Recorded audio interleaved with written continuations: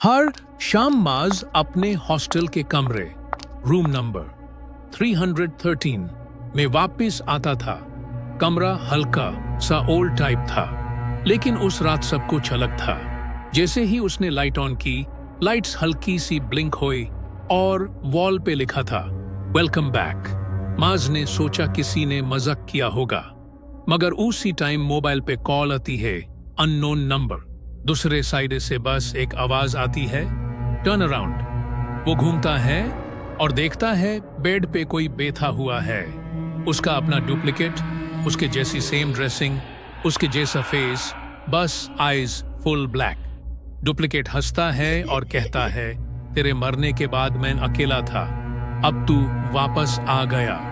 माज चीखता है, दरवाजे की तरफ भगता है, पर डोर लॉक हो चुका होता है। मिरर में लिखा होता है, यू नेवर लेफ्ट रूम 313। और रूम के अंदर अब 2 डेड बॉडीज होती हैं, पर बल्ब अब भी ब्लिंक कर रहा है।